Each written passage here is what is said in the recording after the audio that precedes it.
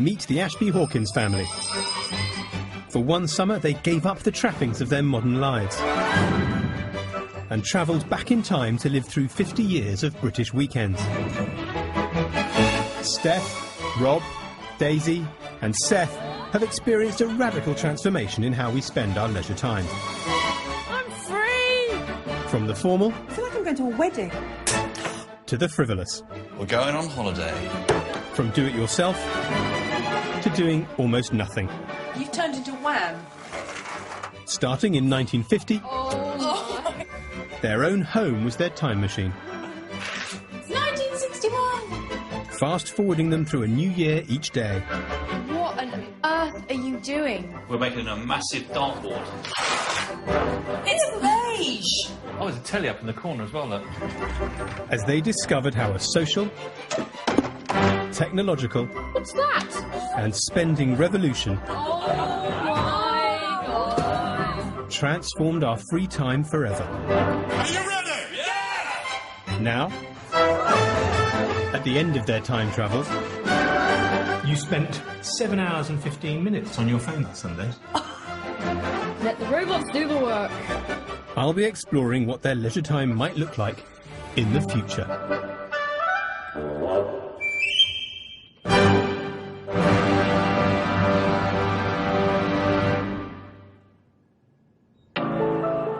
The rate of change has been phenomenal since we left the Ashby-Hawkins in 1999.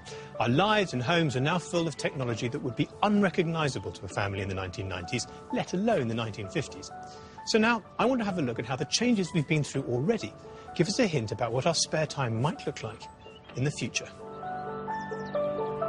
If I'm honest, I don't think any of us really knew what we were letting ourselves in for. It was just an incredible way of really getting to understand history. And it's been a much more powerful experience than I expected it to be. Power cut. To see the eras go by was a real eye-opener as to how lucky we are now in contemporary life and how much variety we have. The one thing I'd hope for in the future would be not for technologies to sort of take over everything as it sort of feels like it is in modern day life. To be honest, I actually have no idea what the future's got to bring for us, and it's quite exciting not knowing. The family have experienced firsthand the dramatic changes to the way we spend our leisure time. Oh my god! This looks so great. Wow. As they travelled back through history, everything the Ashby-Hawkins did was guided by a remarkable government survey. Oh, look, it's doing it, yes!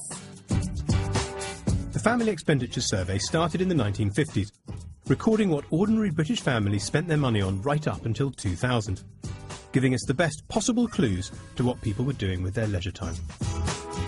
Looking down here, it's VCR videos, home computer. In the 50s, it was like a shilling on fags. This man owns 5 televisions. Over 10,000 families took part every year, recording their spending on everything from a washing machine to a games console, revealing the new trends and technologies that emerged with every decade. That's really good. The Family Expenditure Survey ended in 2000, but thanks to the latest government research, we can discover how families are now spending their money and what that says about our leisure time. I'm back with social historian Polly Russell to see how the Ashby-Hawkins modern home reflects how we all spend our free time today. Here we are in the living It's the 21st room. century. It's hard to imagine that this was the room that the piano was in. Yeah. And then we took out the piano, just think, at the beginning of the 60s and smashed it up to make room for this. Yeah, and from today's perspective, it looks unremarkable, doesn't it? But actually, if you sort of go back in time, so much of what's here is really quite new and would have just been unheard of. And indicates there's such a different sort of a life and a family dynamic than Rob's chair, where he smoked his pipe and read the newspaper. And if you look over here, you know, you've got, yes, the television's been around since the 1960s, but, you know, the tablets, the smartphone, digital cameras, I mean, that's relatively new, isn't it? And we expect technology to keep delivering things. We want people to entertain us, and we're bored with that, and give us that, and give us more. And we want technology to reduce the amount of time we have to work and increase the amount of time that we have to play and give us things to play with. And it could carry on indefinitely. You couldn't have imagined even in 1999 where it was going to be now, 17 years later. Absolutely. Recent expenditure surveys show us that household spending has doubled in the UK within the last 60 years. And when you look just at the category of leisure and entertainment, that has increased decade by decade, year on year, and continues to do so. The people have more money than they did, Yeah. spend more money than they did, and it's constantly going up. That's right. But then they're spending more money on leisure and entertainment, that we're prepared to pay for it. You know, it's as important to us as housing and as food. So if the future follows the pattern of the past, it's going to keep on going like that. People are going to carry on spending more and more money, and they're going to want to spend it on leisure things. So what is it going to be on? You just don't know. I mean, it's those things that, you know, perhaps now seem to be slightly strange, on the edge, early adopters are doing. A few of those, presumably, will become completely So like normal. it was with TV, and it was with phones, and it was with foreign holidays. Rob and Steph, they're having a lovely time abroad. Foreign beach would have been quite a rare thing, and now it's just an everyday thing. I rack my brains. I think maybe space travel? Today, technology fills up our free time.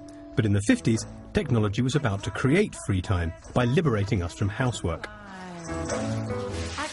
At the start of the experiment, the Ashby Hawkins home was a place of work, not play, and most of the responsibilities fell on Steph as the housewife. Oh my God, it's revolting. A complete role reversal from her life today as the family's main breadwinner.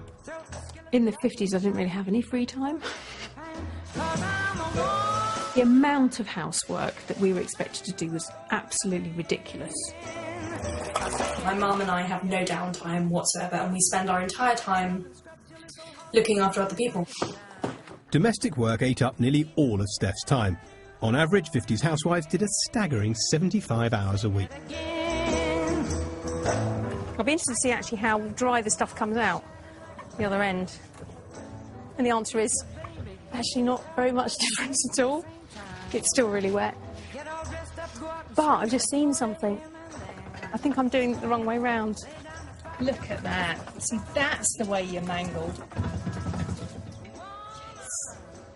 This doesn't feel like it will be any different than it would have been 100 years, 200, 300 years before. It feels like I'm just waiting for the explosion of technology to happen that's going to really free me. By Jove, the tech is going to free me. And it did, to a certain extent.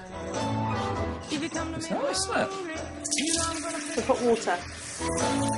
As washing machines came into the reach of ordinary families, these labour-saving devices created leisure time that simply hadn't existed before. Look how filthy the water is. 1950s woman would have thought it was a miracle. We're not there yet, but it's a symbol of hope. It's a beacon in the corner of the kitchen. The washing machine was followed by other labour-saving devices and products. Not just a hoover, there's a floor polisher. My domestic cup runneth over. I absolutely have a renewed respect for the housewife of the 50s and 60s. Lift your feet up, lift your feet up. Hats off to them for keeping houses clean, keeping children washed, fed and cleaned with very little money, with very few resources. Despite all the technological advances, for Steph, the home remained a place of work for decades. Oh, kids! Have you seen this lounge? Do the shake and back and put the freshness back. Do the shake and back and put the freshness back. I think I might open the window. Men gradually took on a slither of the workload. Woo! But housework didn't go away.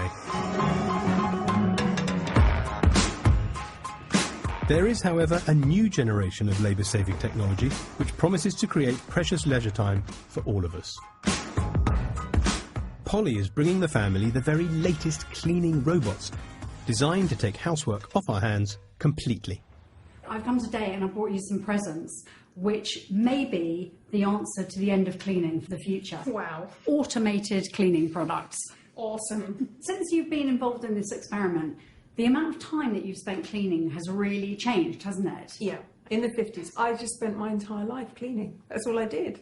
I thought I'd missed my tablet and just kind of like the leisure type of tech. I hadn't taken into account all of the white goods that I just completely take for granted. And now, how many hours on average do you think that you clean over a week? Probably about 10. So significantly less than Steph was doing in the 50s. In the 50s, there were lots of repetitive tasks that we thought were entirely unnecessary, like dusting every day. Whereas with something like this, if you've got a lot of traffic coming in and out of the house and you've got a little robot thing that just goes around and cleans it, why wouldn't you just have it there running? Do you want to give them a go? Hell yeah. Absolutely. Keen to try out the family's first robot, Rob takes it outside to tackle the lawn.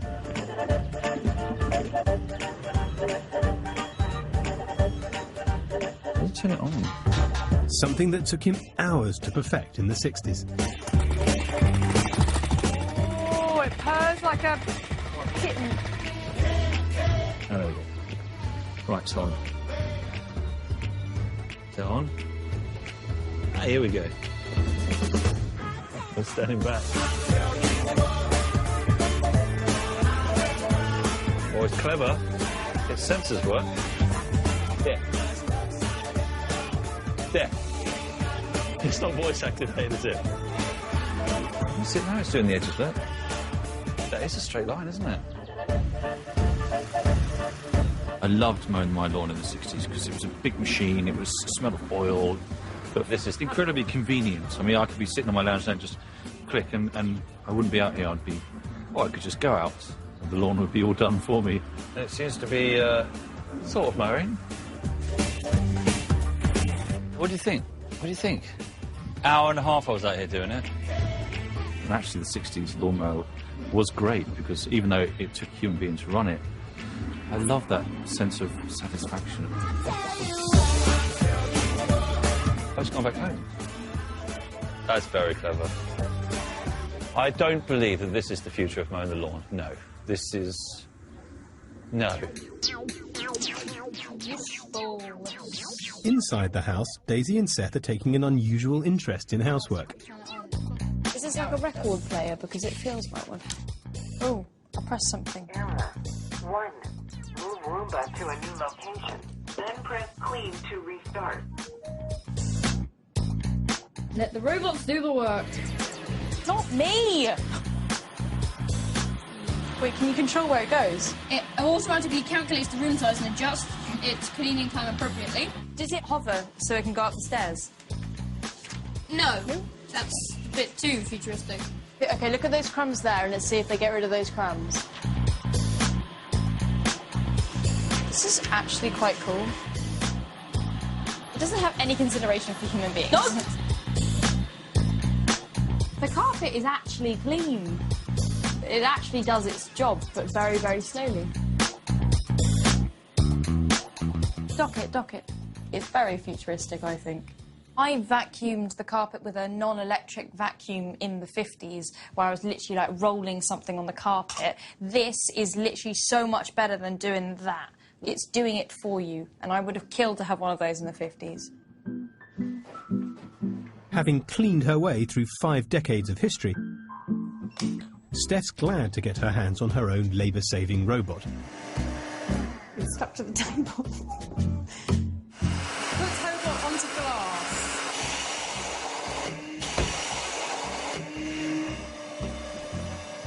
Oh, look at it go!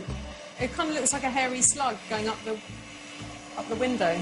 But it's got sensors where it finds the edge. It knows where the edge is. I've yet to see whether it's actually cleaning. Looks like it's just smearing everything around at the moment. Although it's a lot better than the 1960s floor polisher. A lot better. I would imagine that 60s and 70s they would have thought this was like super awesome. It's the future.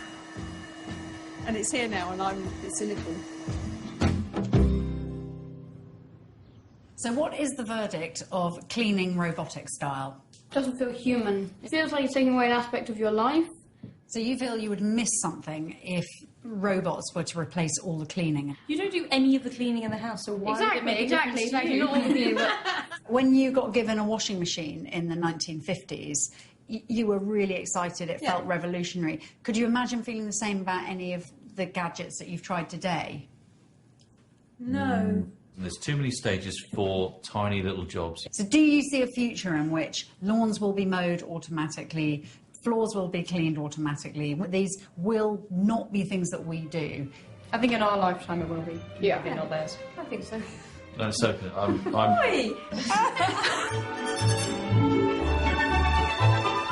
The idea of robots doing the dirty work was unimaginable in the Ashby Hawkins' basic 1950s house. It reflected the post-war shortage of cash and goods, leaving the family with little else to do but make do and mend. Go the right way. I know I'm going the right way now, there we go. Normally I'm not very good at DIY, but I think I pulled it off. Is it that way? I think that's the way. The family found out that DIY evolved over the decades. In the 50s, you couldn't just buy cheap, ready-made, and with virtually full employment, there weren't many handymen around looking for odd jobs. So doing it yourself became a necessity. Rob spent all afternoon working out how to make a new doorbell. I'm going to attach the terminal. There's nothing like that on the terminal. Start from the beginning, showing it's always handy, isn't it? How's it going, Sam? Let's try it down here, see that? Oh! Fire up the button. It's alive! What started out as need became a national pastime as 60s dads got the bug for modernisation. That's fabulous. There's covering the door and boxing in a fireplace. With the added bonus of allowing fathers to spend lots of their free time with their sons, passing on valuable skills. Are you going to help me with it? Yeah, okay. Yeah? Why not? Sure, I need someone to blame in case it goes wrong. Wallpaper first. I think, what do you think? Wallpaper first? I think the DIY was good because it's been a while since I've actually had quality, like, father-son time with my dad. Stand back. Yeah, it's actually not that bad. But I think he's only good at it when I'm there. He's not the best at DIY. Huh? Oh, yeah. Huh? The really important thing with stencils is that you don't put too much paint on that, because otherwise it just splurges. By the 80s, with the number of homeowners rocketing, DIY meant spending your weekend giving your home the right look. No! We've got to live in here. It was no longer just a job for the boys. I have to say, like it or loathe it, we've certainly transformed the room. And showiness was the key.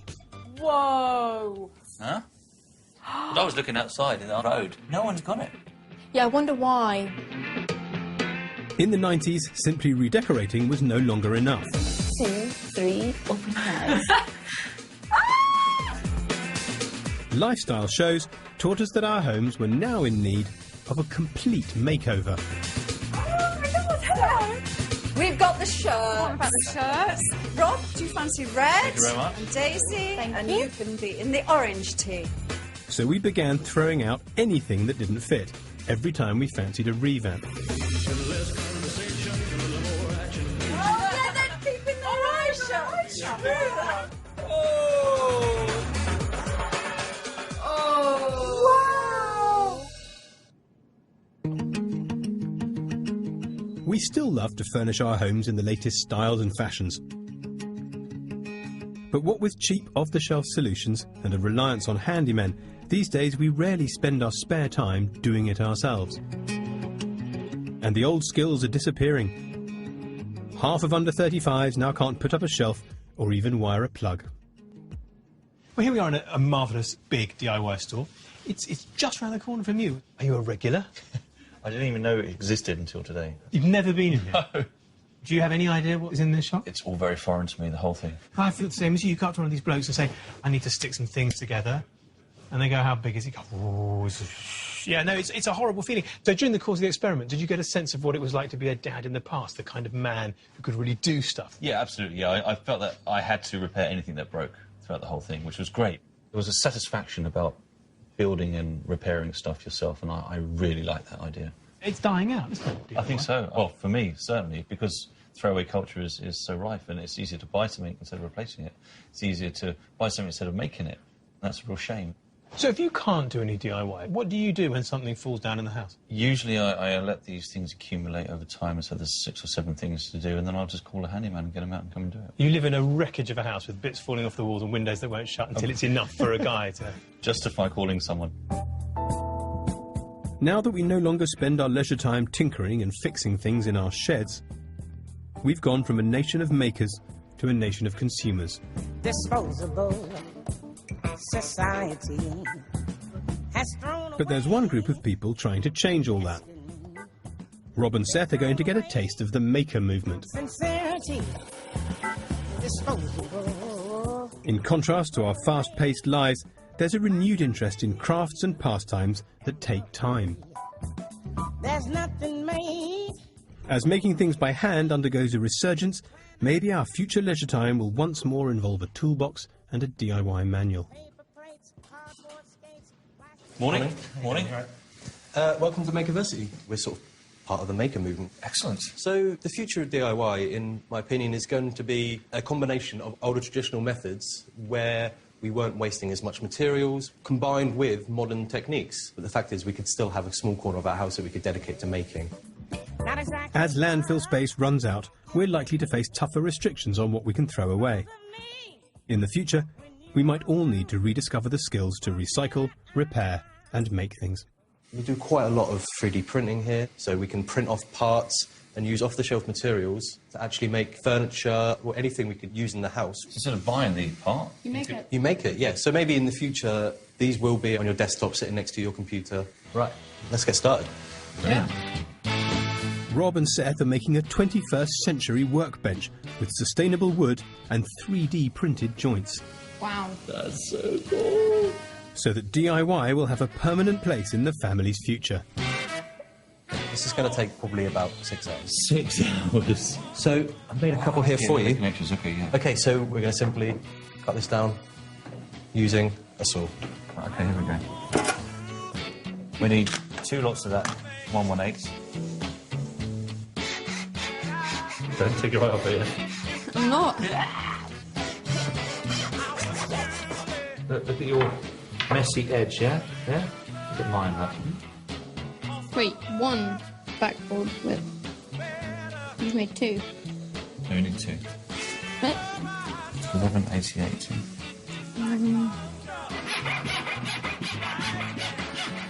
Width. One of those. We've done 2. That's what I said earlier. This is going to be our desktop. So here we have a CNC router. You can create a code that tells this where to go, and then we can actually etch in your name or something to customise it in different ways. Where do you want it? Bottom right corner, maybe? Bottom right. So let's take all the components and we'll make ourselves a nice little workbench. It should be nice and snug. I didn't think we'd be able to make the table. I thought maybe we'd mess up halfway through and then we'd have half a table. Pop the top on. Slot that in the back. And pop this backboard in place over. Excellent. And it's a nice sturdy workstation. Pretty good. I've got a sense of achievement that we've actually done it. Yeah, I made this. I didn't buy it, I made it. I'd like to think we'll go back to the state of buy once, buy well, and if it does break, we can repair it ourselves. You're fixing it and it's yours, and you should own it, you should be proud of it. Just need to make a chair now.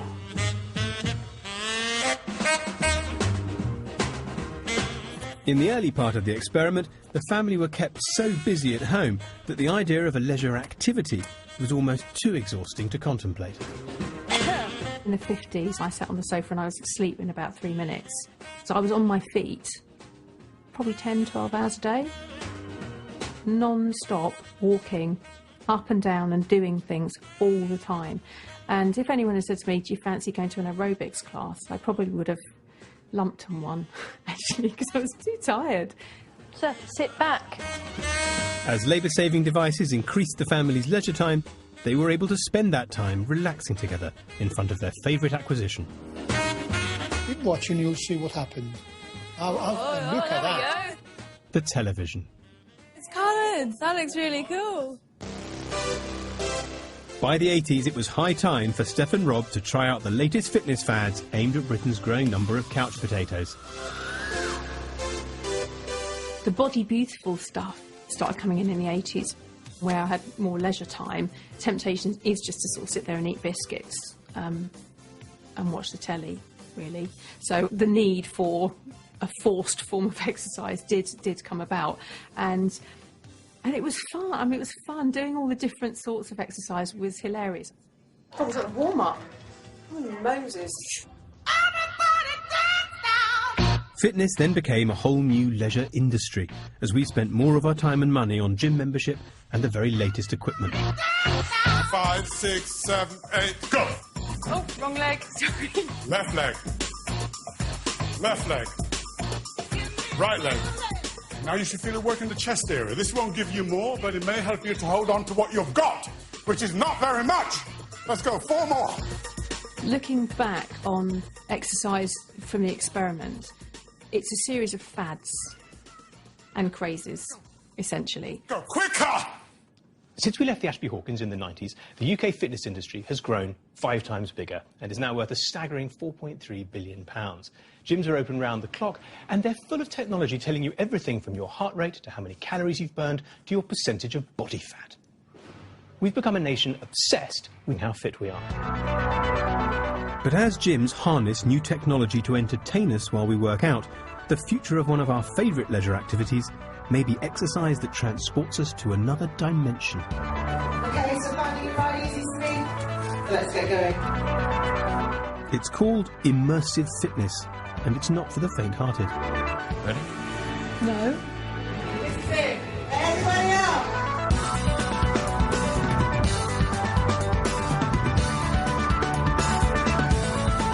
An import from New Zealand, immersive fitness pushes you to the limit as you cycle into a virtual world.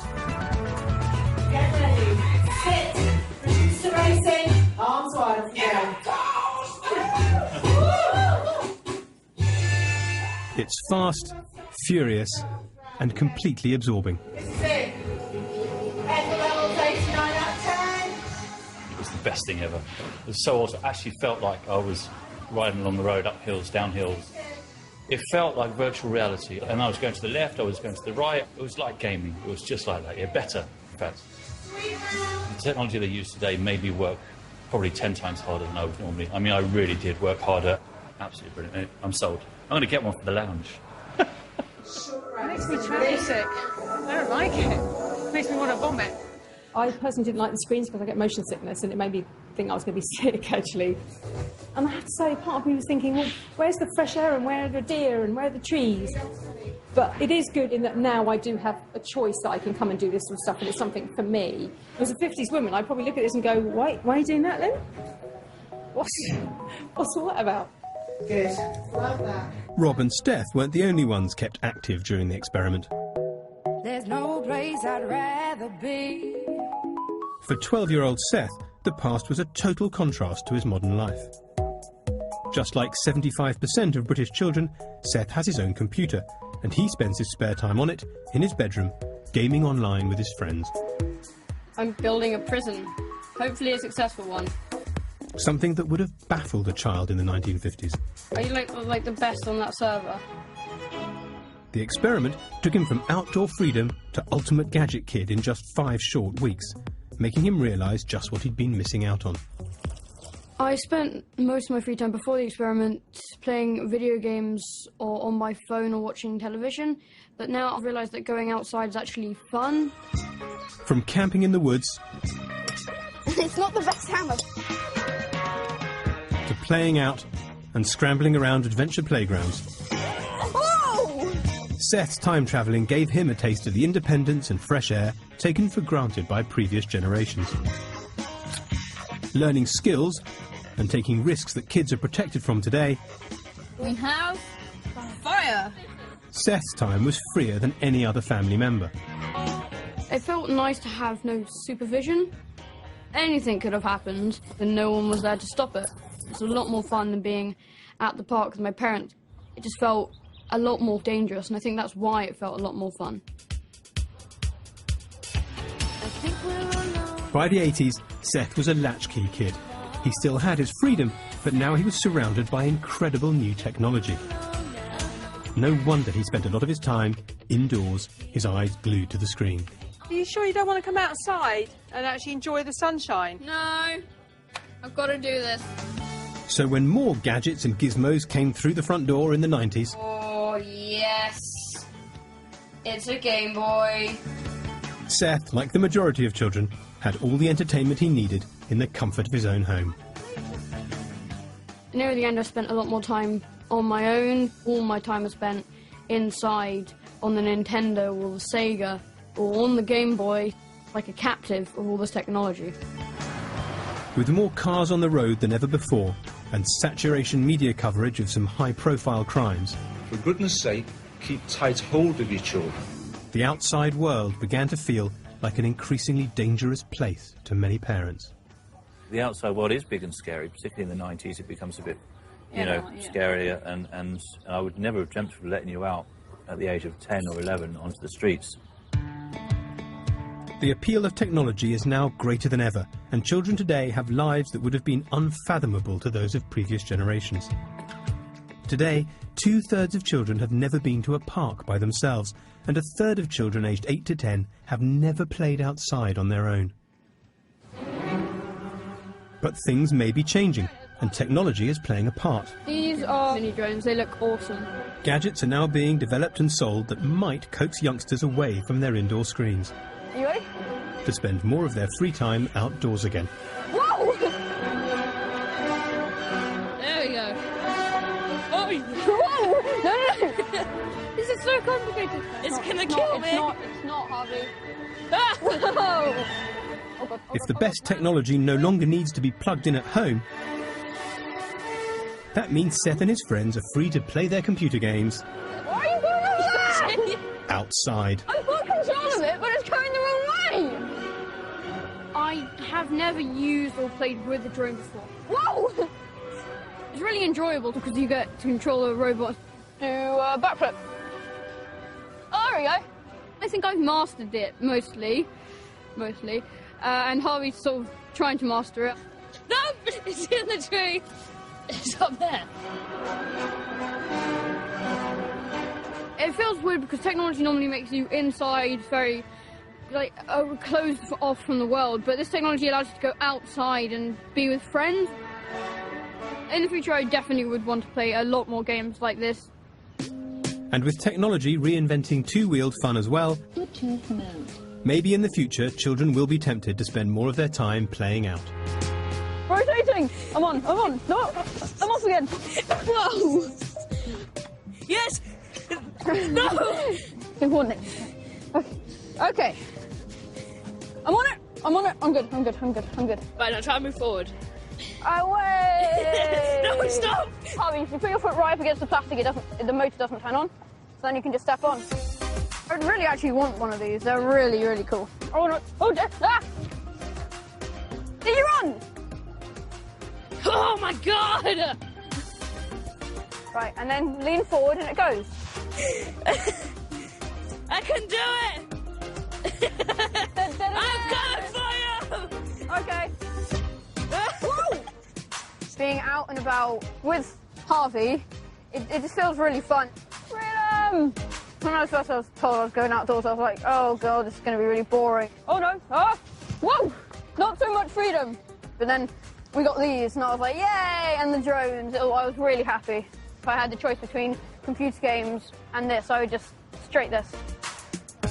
Alright, let's go.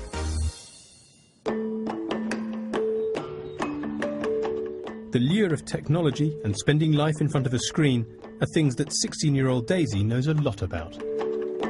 I thought I was actually going to cry. I worked before the experiment without technology.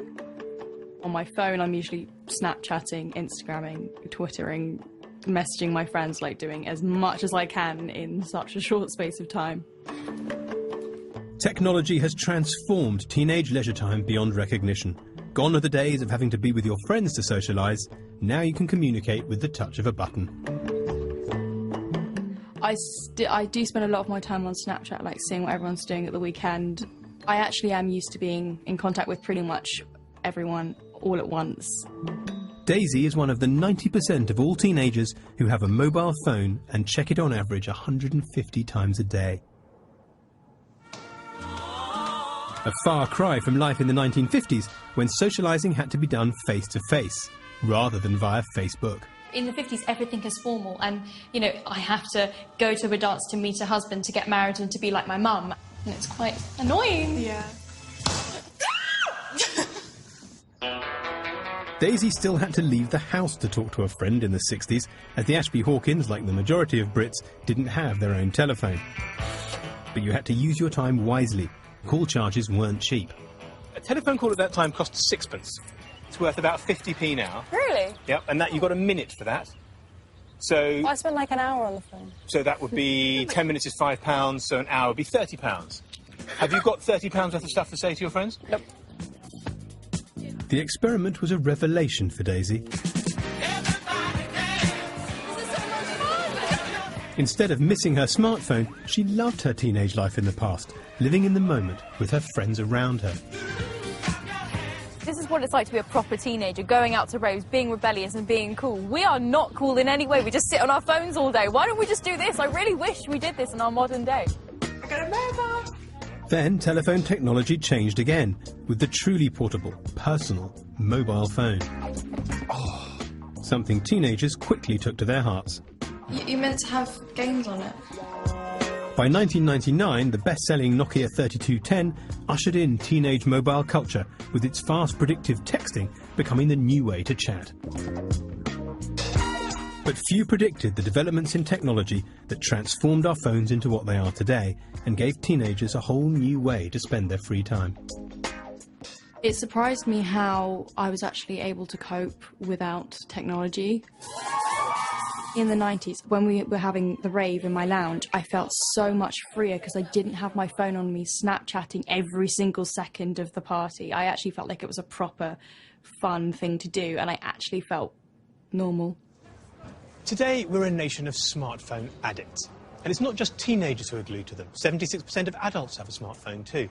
I think the thing that is so compulsive about them is the illusion they give us of having remote control over every aspect of our lives. It's no wonder we can't take our eyes off them. They might be smart, but for many young people they're no longer really phones. They're mainly used for messaging, emailing, and taking lots and lots of photographs. I'm bringing Daisy a brand new bit of technology that will do all the photography for her, without getting in the way of her enjoying her life. So Daisy, you love your phone, don't you? Yeah, I do. Do you have any notion of how many hours a day you spend on your phone? No, I have no idea how long I spend. Do you want to know? No, because I'm scared it's going to be quite embarrassing. Because we have, in fact, installed an app here which will tell us how much you've used it in the last week. Oh. Oh, you've only spent an hour and 4 minutes on your phone today. Oh, wow, that's quite good. But it's 10 o'clock on a Sunday morning. Yeah. I mean, what have you done for an hour and 4 minutes so far? 7 hours and 15 minutes last Sunday. You picked it up 54 times. How on earth did you possibly find the time? What about the taking of selfies? I don't take selfies. You don't take selfies? Definitely don't. Surely. Oh, there's Instagram, but this of you in front of... these are selfies, like... You're in all of them? Yeah, but... Facing the camera. What is a selfie? Selfies when you take a photo of yourself. So you didn't take a photo of yourself in that photo? I did, but the ones upwards I didn't. I mean, in what world is that not a selfie? To what extent do you find that your phone gets in the way of your interaction with your friends? It's such a barrier because I'm just taking photos and then we're all laughing about the photos and then we're just trying to get, like, the funny moments of us all together. But actually, you should be there and enjoying the moment rather than enjoying it through your screen and then enjoying it later. So supposing there were a piece of technology which could free you having to use your phone to take pictures... It will be really nice and liberating. This piece of technology, it's a camera that you wear and it just takes photos. So the downside is that you're not in them, but all your friends are. And you don't have to stop and do it. That's exciting. So you can go out for the day, for the evening, not be holding up your phone all the time, and still have a photographic record of the day. Well, there you go. OK. Does it go with my outfit? It actually does go with that outfit. Good. I don't know, is that what you're planning to wear? Yeah, I'm planning to wear this. Well, have fun. Thank you. To really get a sense of how new technology might free up their lives in the future, all of Daisy's friends have agreed to leave their smartphones at home for the day.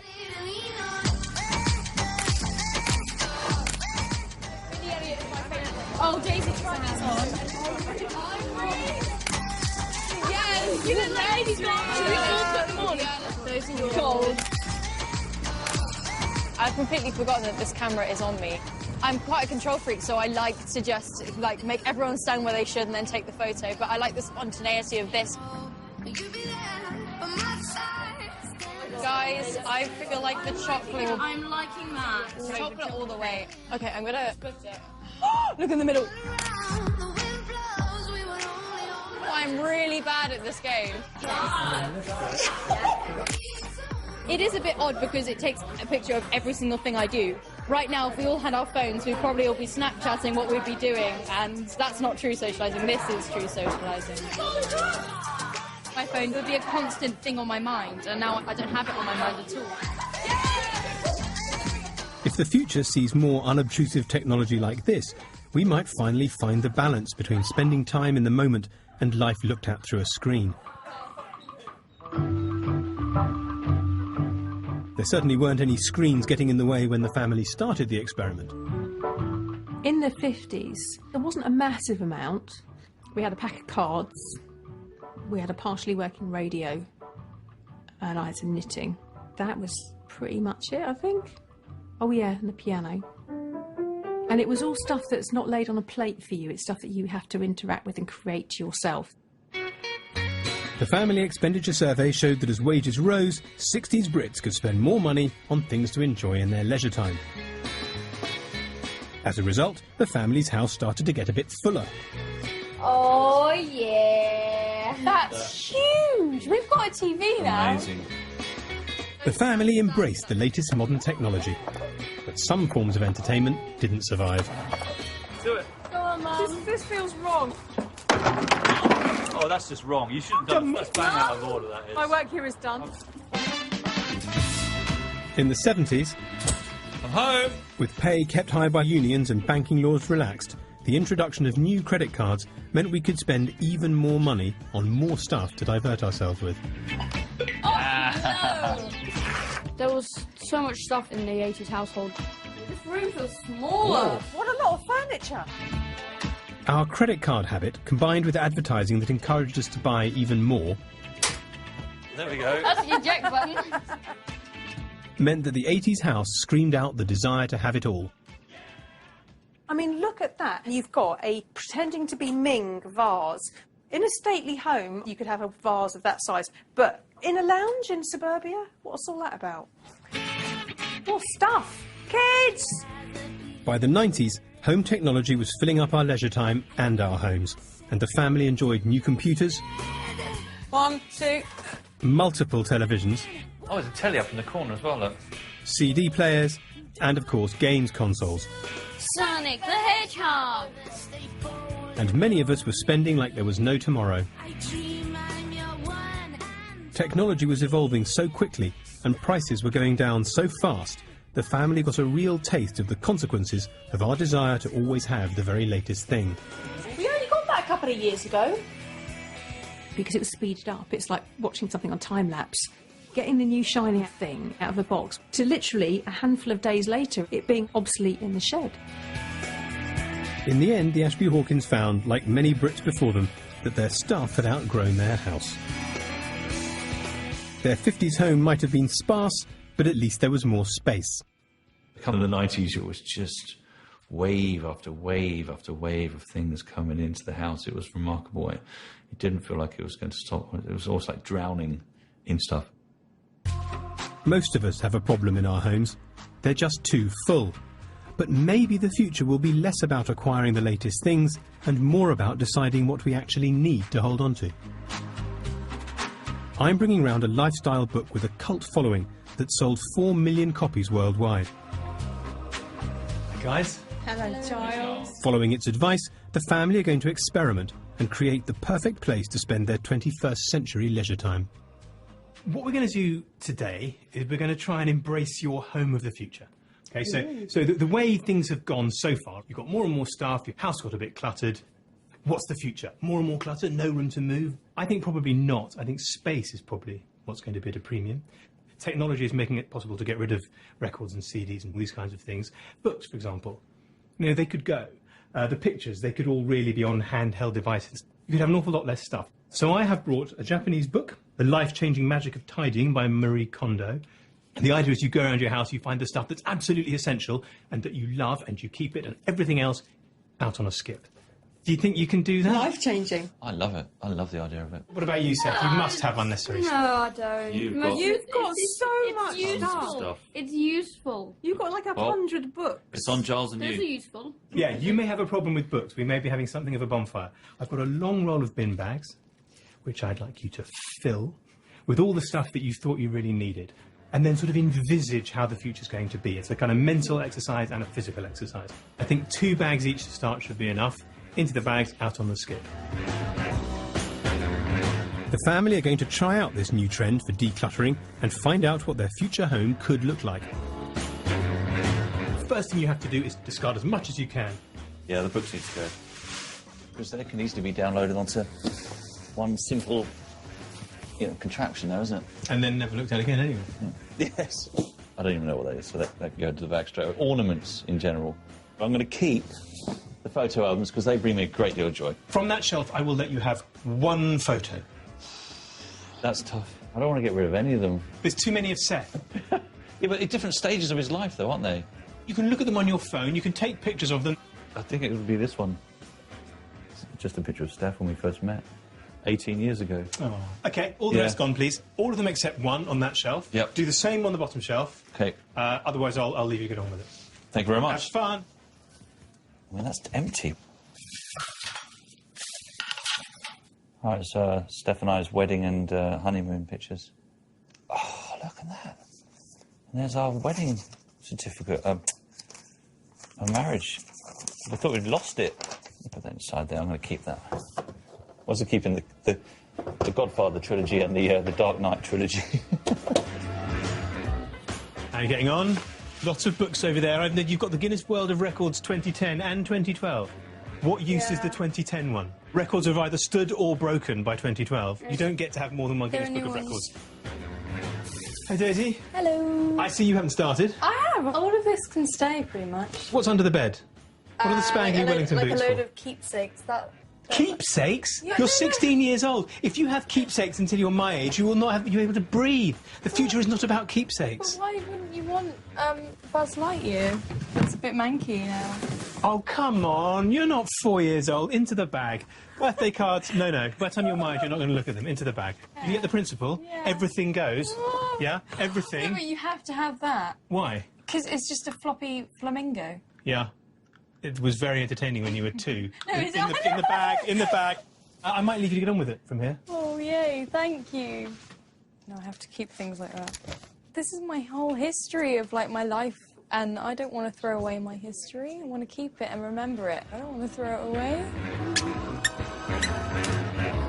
I have got an electronic reading device, but you can't beat books. And the pages feel amazing, and it's got a smell to it. I think there's something about, particularly with books, there's something about making physical contact with what you're reading that changes the experience of reading. So I'd be really sad if physical books disappeared entirely.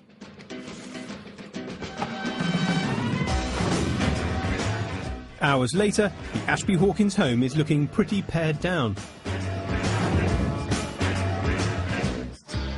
Wow, look at this. This is amazing, isn't it? No. What do you mean no? Look at this. This is the future. Look at the lack of clutter. It's horrible. I'm really sad that there's no photos of Seth and I up there, just Mum.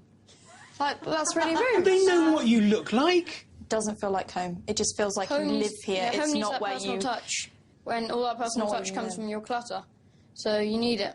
I don't think so. I think the clutter are props. All you need is what's inside your heart. No. And what's inside this, that's not convincing, is it, really? No. I like the process. I like the process of going through and reassessing what's important and what's not important.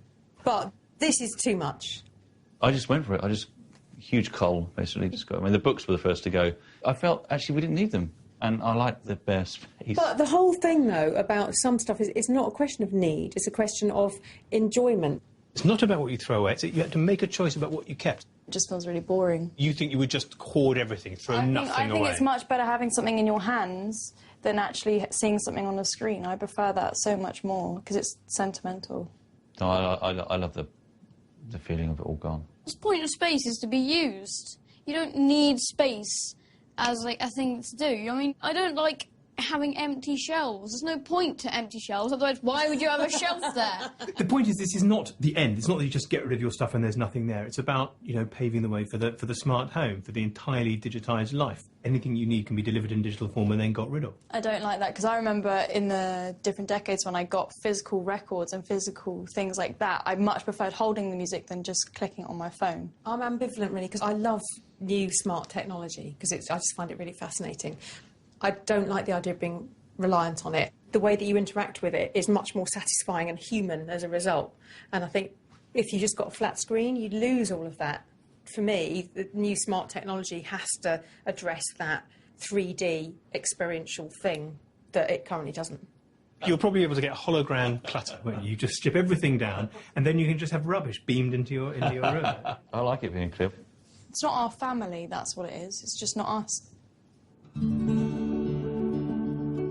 Although the family's house filled up over the decades, there was one thing that seemed to disappear: quality time together. Our reason for wanting to do the whole experiment is spending really good quality time with the kids. To begin with, without many other distractions, the family spent lots of time together, even if it was just sitting around the wireless after a hard day's work. This is really difficult. Yes, because you're not...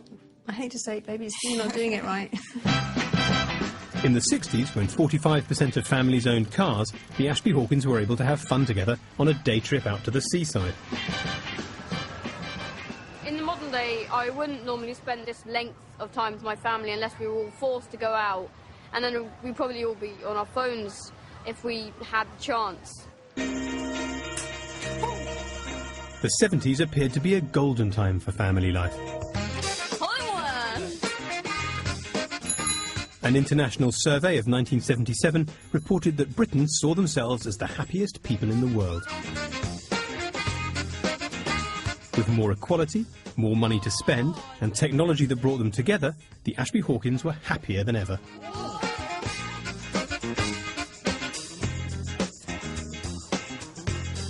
The best decade for our family time was the 70s. It was just entertaining, and you forget how funny your family are when you're upstairs all the time. So it's really nice to spend time with them, and I think it really made us so much stronger.